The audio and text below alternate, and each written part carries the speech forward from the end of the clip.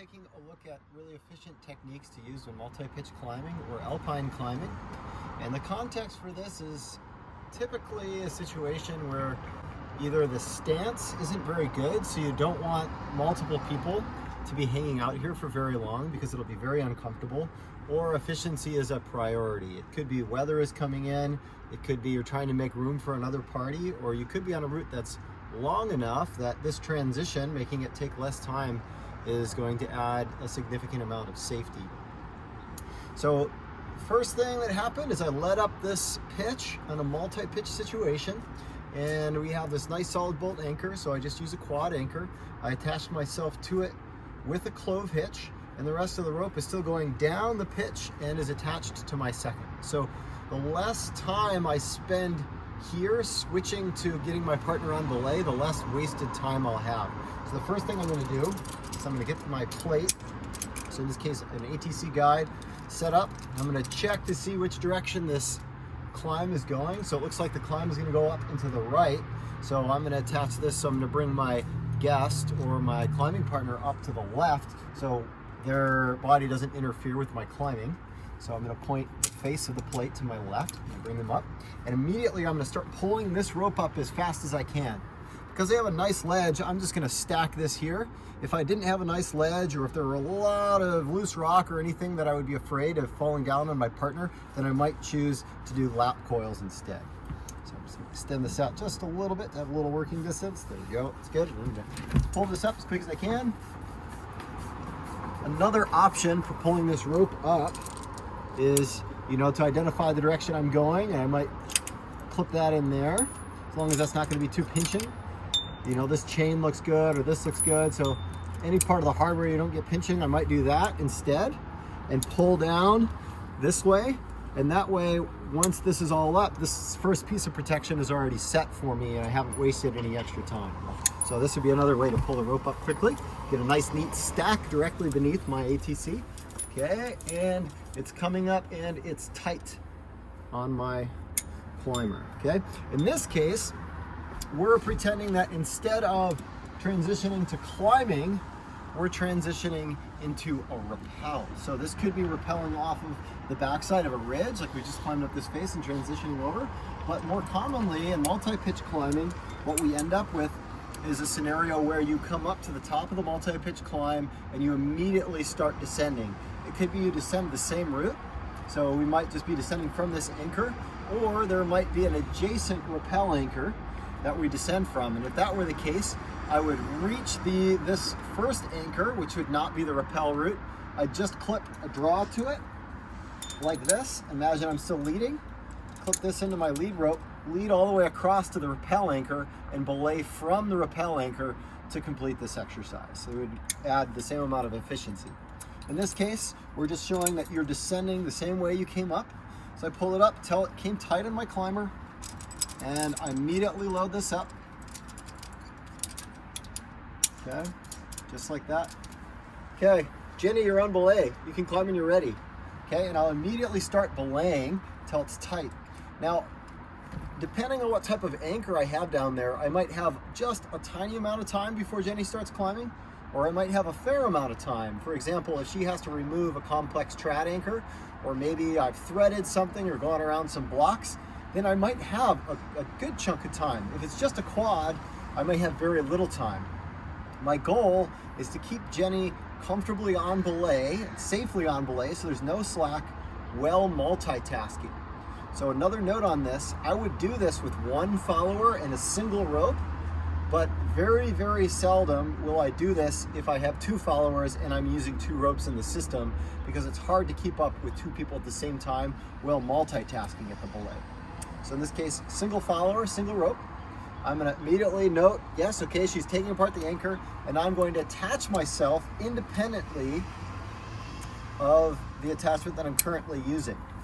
And if I had already a pre-rigged personal anchor, I could just use that. In this case, I don't already have a pre-rigged anchor, so I'm just going to use a single length runner into my belay loop with opposite and opposed non-locking carabiners, and put a locking carabiner on there.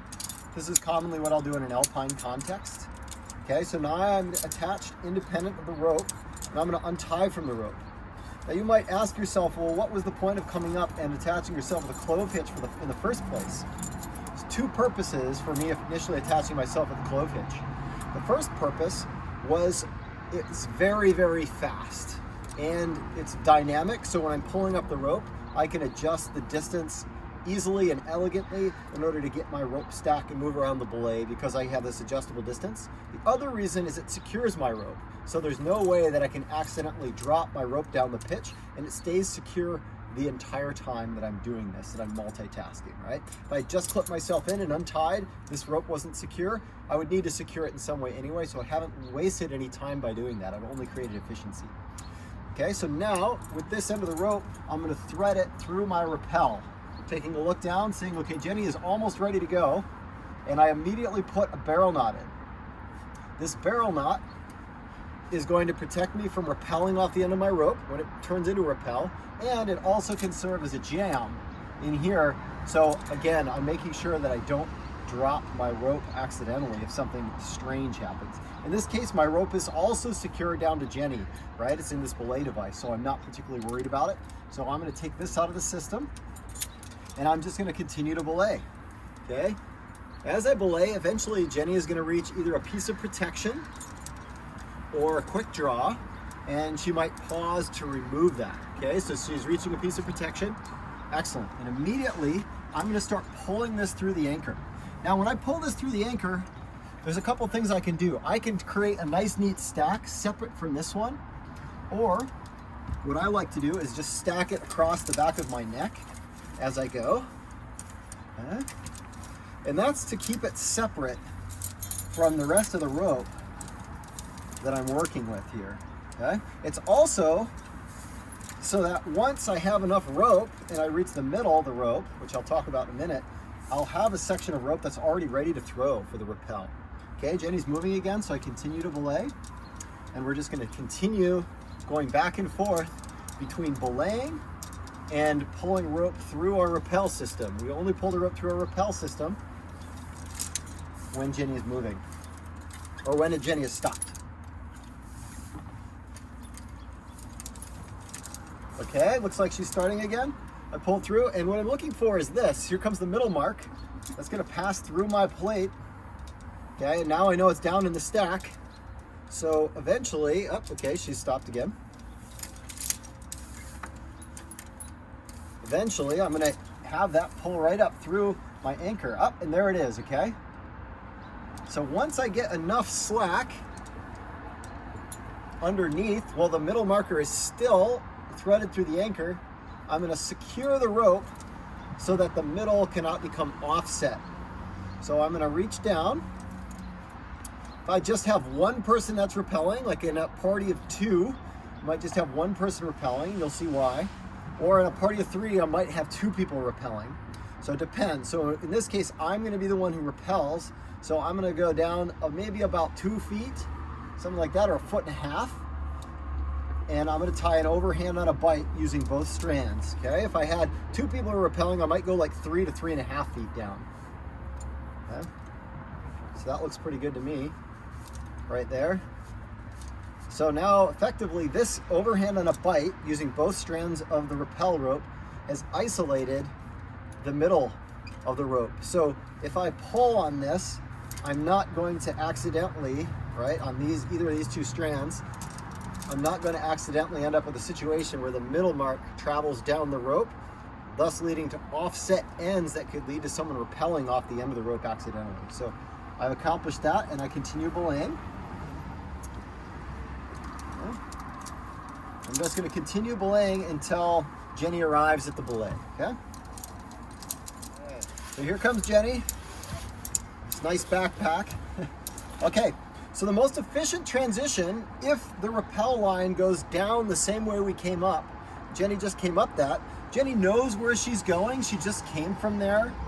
We know it's relatively straight down this pitch. So instead of putting her on rappel and both of us rappelling, I'm simply gonna lower Jenny back down. So a simple transition for this, I have two options. I can either keep this on me, right? Or it's all been nicely coiled up and ready to throw for a wrap. So I prefer to do that. It just makes less rope at the belay. So I'm gonna throw that off. Make sure to yell rope if there's other parties below, so I know what's coming. And now, here on this plate, I'm going to put in an auto block on my brake strand, the same side that I was pulling down as I was belaying Jenny up. Okay? You want this auto block to be loose enough that when you place your fingers on it, if this were under load and pulling up, it's easily able to slide, yet if you let go of it, it cinches up pretty well. So you don't want it to be overly tight. I usually have this a little looser than I would if I was rappelling. And now, this locking carabiner right here was a locking carabiner that I just used to secure the rope when I first led up the pitch, and I clove hitched myself into it at the top of the pitch. I'm going to repurpose this, clip it onto this side, and clip the load strand, which is the end that Jenny is attached to, my climbing partner. I'm going to clip that directly in. So Jenny, can you unload the rope for me for just a little bit? Maybe step in toward the anchor. Okay, give just a little slack. And I'll clip that in. And now I have just defeated the auto blocking function on this device, which allows me to lower Jenny off. For a closer look at this particular system, look at our video on advanced lowering systems. Really great thing to know. This is oftentimes called the load strand direct or the auto block override system. Okay, so now it's all set up to lower, so I simply let the rope feed through the device, and Jenny weighs very little, being a backpack with about 6 pounds, but a full weight person goes down quite easily, and because this system has much less friction than a system which pulls a brake strand over the friction ridges in the ATC, it's a good idea to have a good firm grip on your brake strand and oftentimes use gloves, depending on the friction of the terrain and the weight of the load or person that you're lowering. Okay, so now Jenny goes down. Right, she's reached the next belay that she just came from. She knew right where she was going. She's clipped into it. Jenny, are you safe? Yes? Okay, great. So now I can take this out of the system and clean things up, and you'll see I should be pretty well set up for a rappel here.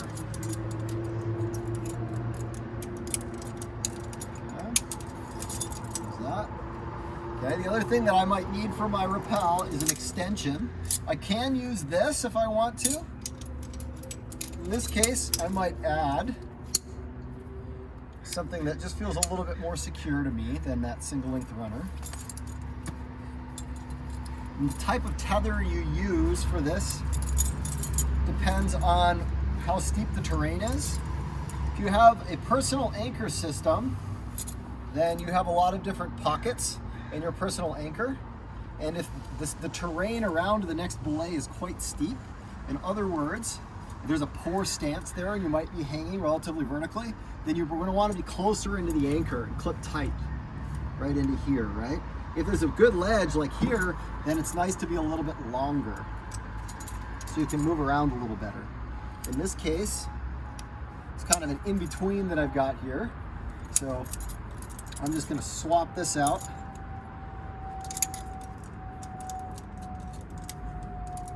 Okay, so that'll be my extension.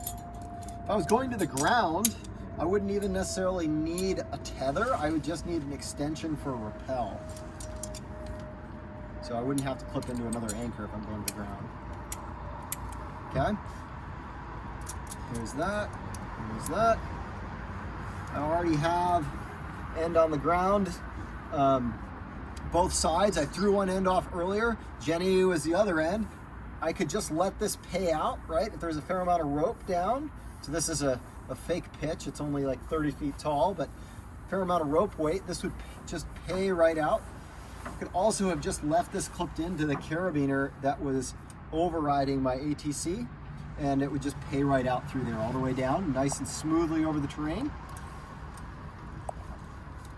Now I put on my backup, clip that in.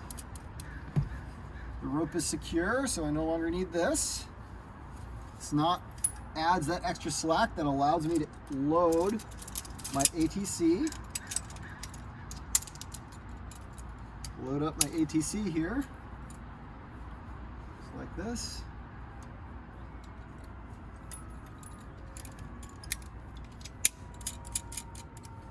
pull that up. Okay. Always a good idea to check your system. Okay, yes, it's working. Take that off, take that. And that's a nice, efficient transition from going up to down with two people. And then away I go.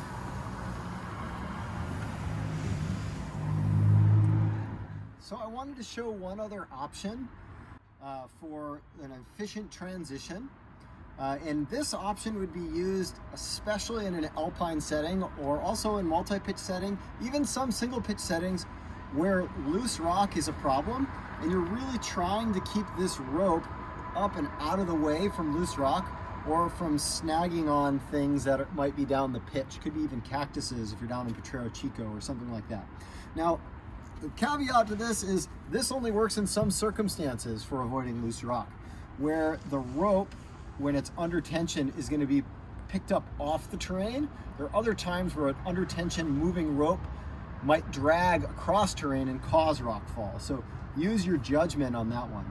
So in this case, everything has been the same.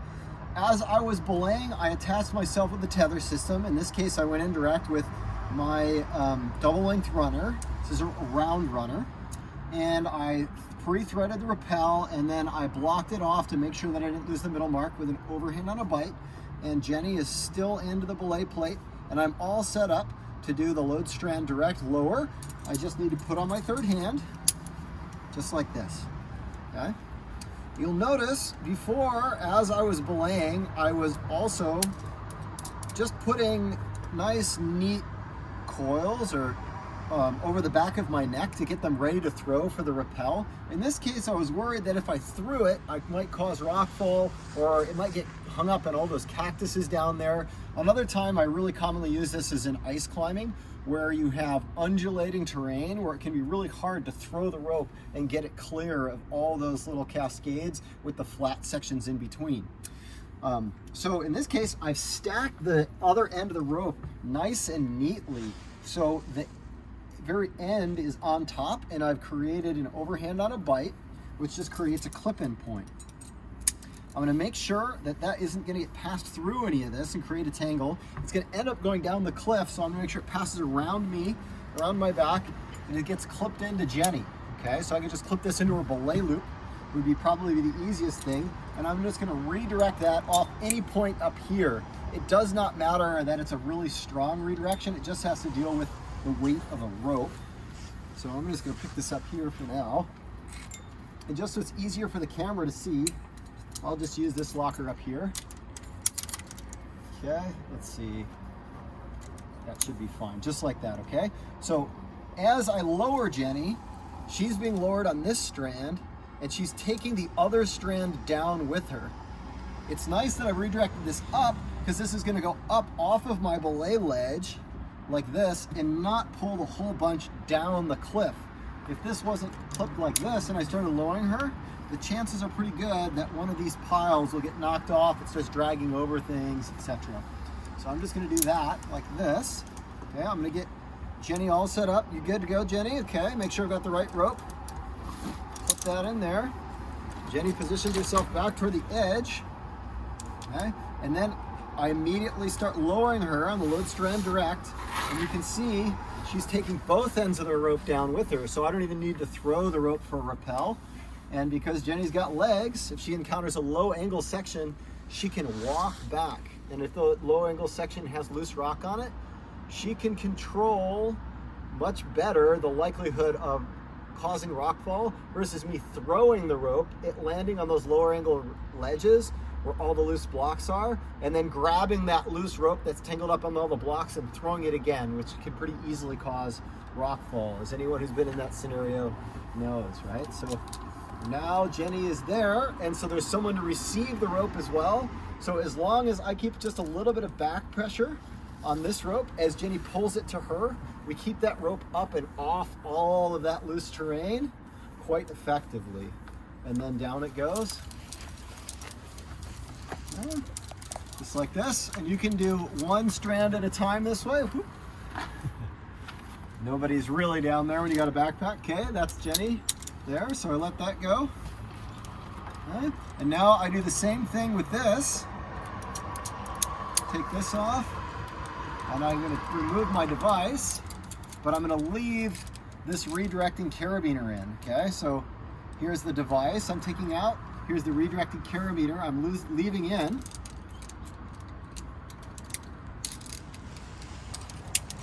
Okay, and now same thing, it's picking it right up off the ledge, and Jenny's down there to manage it, so we keep the tension on to keep that up off all the loose terrain to minimize the likelihood of rock fall on people down below. Okay. Down it goes, and then that's Jenny. And you can see we end up in the same position. Now I'm prepared to load my ATC, put my third hand on, remove everything, and then rappel. Really great system to know.